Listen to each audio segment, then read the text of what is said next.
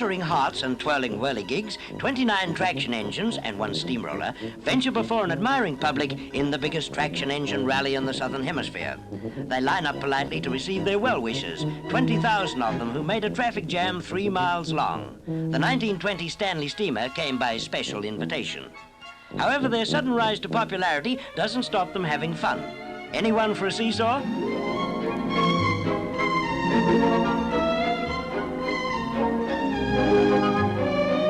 The human beings take it seriously, but that's to be expected considering the work they put in painting and polishing.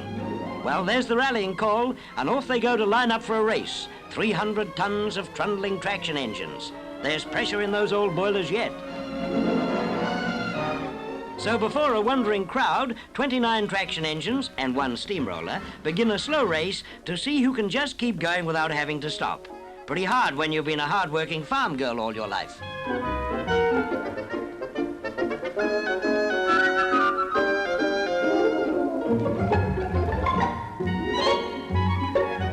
Who won? Who cares? Steaming majestically up Ashburton's main street, they send the years rolling back. 29 traction engines and 1 steamroller.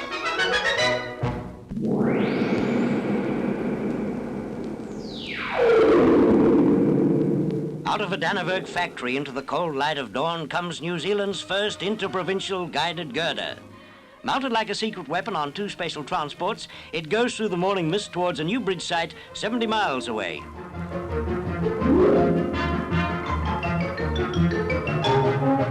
Extremely sharp corners and heavy traffic it avoids. It dodges the Manganuioteao Gorge by taking to the hill roads between Woodville and Ashurst. Despite its imposing size and startling mobility, it's nothing more than a simple solution to a bridge-building problem.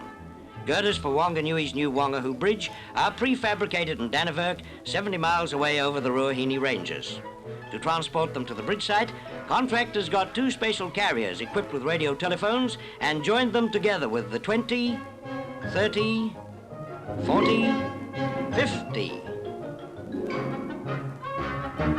100, 139 feet of the steel girder, and by doing 40 miles an hour, they deliver them in 4 hours.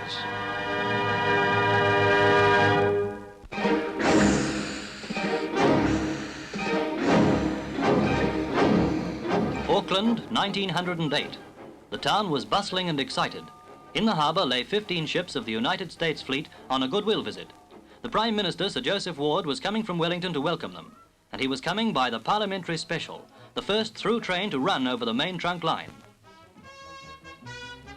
23 years before, in 1885, Premier Robert Stout turned a sod at the edge of the King Country, beginning the great task of bridging the railheads of Te Awamutu in the north and Martin in the south. Into the back country moved the workmen. They built their shanties and began the job. The tough country was their enemy, picks and shovels their weapons.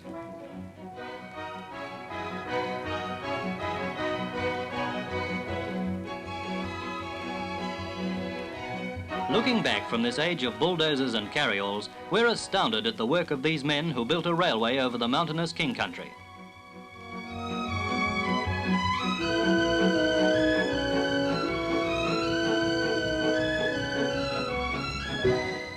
The gap between railheads narrowed as the years passed. Northbound travellers left the train at Oakuni, took coaches to Makatote and continued the journey to Auckland next day. On August the 7th, 1908, Wellington's Thorndon station had its finest hour. The Parliamentary Special was due to leave for Auckland. The ladies were in their finery. Officials hurried about, getting in one another's way.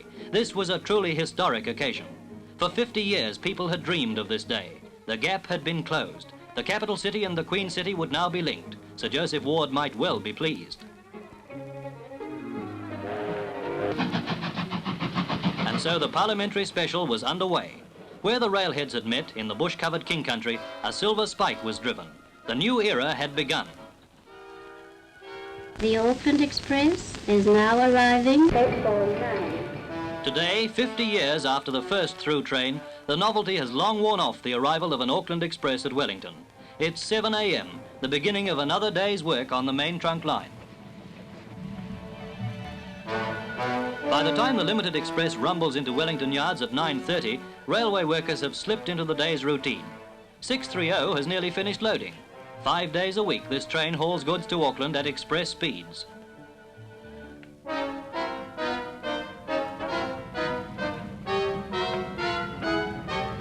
It's 11 o'clock and shunters are assembling wagons at Martin.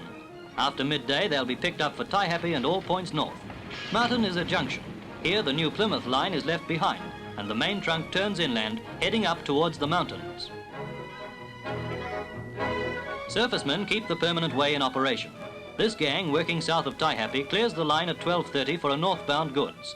The long haul through the King Country lies ahead. From here on, the going is tough. The main trunk is an artery.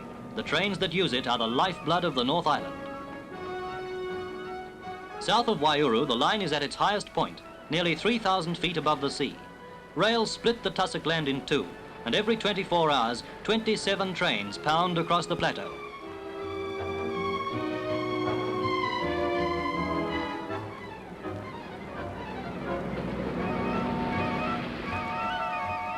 Charlie Longman has lost count of the number of times he's driven over the great steel viaducts north of Waihuru. At 2 o'clock, his train hits the longest one of them all, Makatote.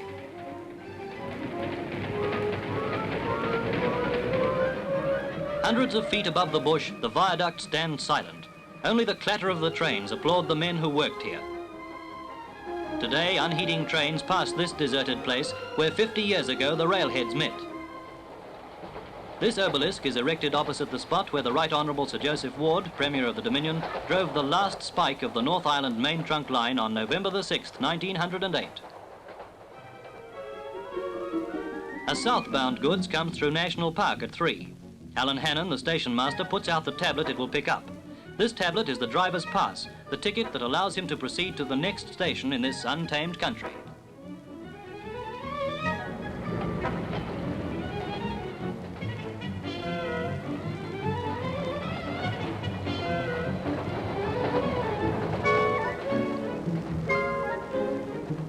The Spiral, 7 miles of twisting steel track. To the layman's eye, even today, this is wilderness country. Yet the engineers and surveyors planned every tortuous bend of this line more than 60 years ago.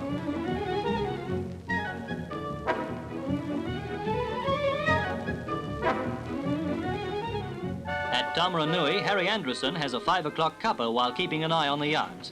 Here, northbound trains, split up and hauled over the spiral by several engines, are joined again.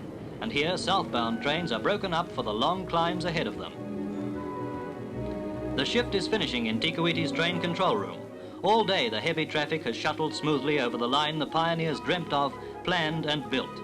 Into the main trunk, the branch lines pour their goods and freight and passengers like streams into a river. Frankton Junction is a clanging, crashing foundry, turning out trains all day and all night.